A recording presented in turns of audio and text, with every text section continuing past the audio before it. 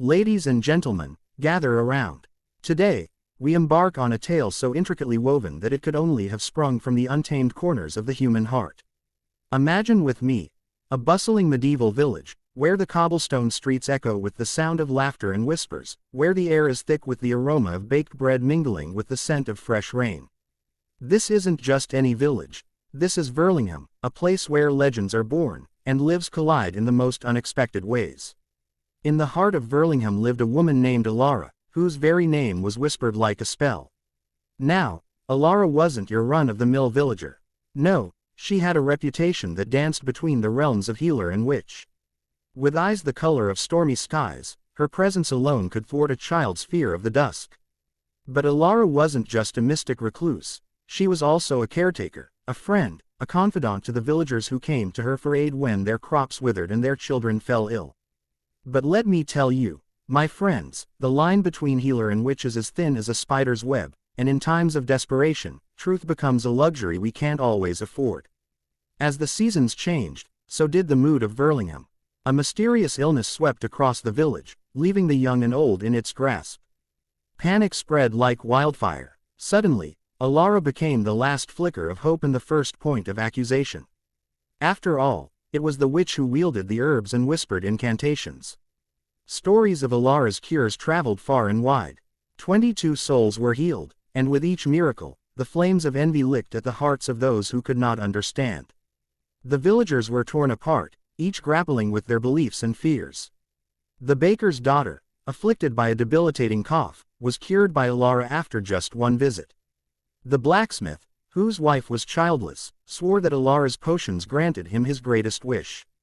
Yet for every thankful villager, there was another convinced that Alara was the embodiment of dark magic, wielding forces beyond comprehension.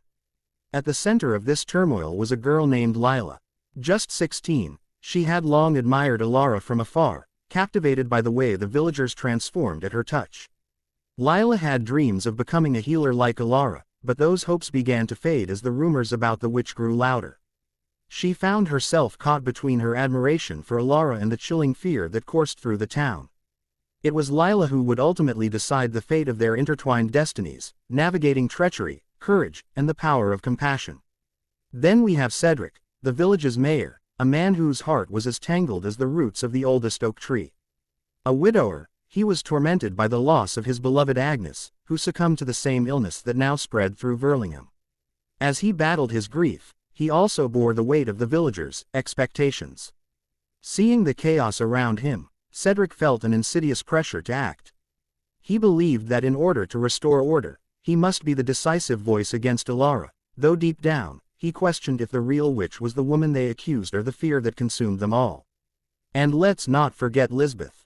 She was a woman of considerable influence in the village, her opinion weighing heavily on the minds of the townsfolk.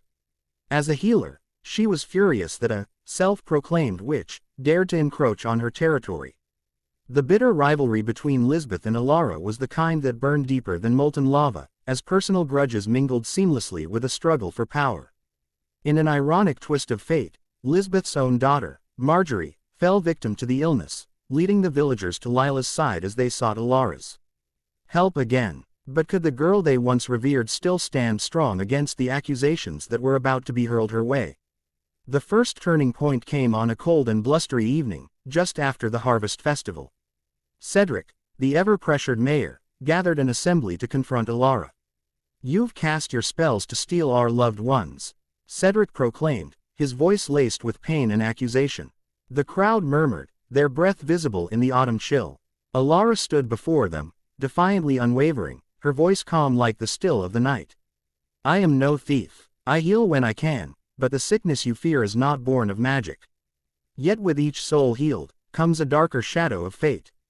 Shortly after this assembly, the village woke to find another villager stricken down, their life extinguished. The townsfolk, driven by distress and fear, turned to blame, and all eyes fell upon Alara. It wasn't long before the whispers transformed into shouts and cries for blood. Accusations of witchcraft filled the air. Friends became foes, laughter turned to tears, and Lila, innocent and terrified, watched as her idol became the target of visceral hatred. In a fit of desperation, she attempted to defend Alara, pleading with her fellow villagers. She saved my mother when she had the same illness. Can't you see that she is a force for good?" But Lila's shout fell on deaf ears, overshadowed by the echo of Cedric's guilt-fueled resolve. Alara's trial was swift. The villagers gathered, voices raised in anger as they recounted their grievances. The embers of judgment flared brightly, and it took but one more admission of guilt for fate to swing. Alara was sentenced to burn. What was left now was an execution chamber filled with hate and sweeping judgments, a stage for the vilest of human behaviors, shrouded in an illusion of justice. But what if I told you that in this moment of despair, the next turning point was on the brink of being unveiled? A figure from Alara's past appeared at the trial, an eccentric old woman named Maris, who had long since left Burlingham. Maris was shrouded in mystery, her hair wild and full like a raven's wing, yet her laughter rang out like chimes in the wind. She interrupted the proceedings with a revelation that would turn their world upside down. "Congratulations, dear villagers. You've managed to conjure catastrophe like a spell," she cackled as she made her entrance. "You've played into a game much more profound than mere accusations. You are afraid of what you do not understand." It was in that moment Maris shared Alara's secret. The true source of her healing was not some dark magic but ancient herbal lore passed down through generations. The crowd faltered. Curiosity weaved through the tension. Lila saw the flicker of hope ignite in the eyes of her neighbors and friends. Could they forge a path toward understanding? Could they redeem Alara? As the sun dipped below the horizon, casting a golden hue over the scene, the crowd began to waver. The atmosphere shifted. Whispers of uncertainty replaced shouts of anger. Alara's eyes locked onto Lila's, igniting a determination neither knew they possessed. It was within this moment that they decided to take control of their narrative. With Maris and Lila by her side, Alara revealed the truth of her art, how plants breathed life and health, how their purpose was forged through centuries of caring and curing rather than malice. It was a communal lesson in understanding, and as the crowd listened with bated breath, the ravages of fear began to loosen their grip on the hearts of Burlingham's citizens. With the dawn of the next day came hope. The villagers approached Alara, heads bowed not in accusation but in humility. The transformative process that began with fear now illuminated their path toward understanding, healing both their bodies and spirits. Healing wasn't a solitary endeavor, it was a tapestry woven from trust, connection, and shared humanity. And so, dear friends, what began as a narrative of fear and misunderstanding evolved into a story about community and compassion. The village of Burlingham emerged reborn, a place where healing flourished, not through accusations or the flames of judgment but through the embracing of a witch who had nothing to hide. Alara's spirit, though tempered by the flames of her trial, ignited a fire in the hearts of Burlingham's citizens that could not be extinguished. In the end, it was not Alara who vanished, it was the fears of the villagers that dramatically faded. The impossible mystery of the witch and her legacy lived on as a vivid reminder to always seek truth in understanding rather than fear. And that, my friends, is the magic we are all capable of creating in our lives. Thank you.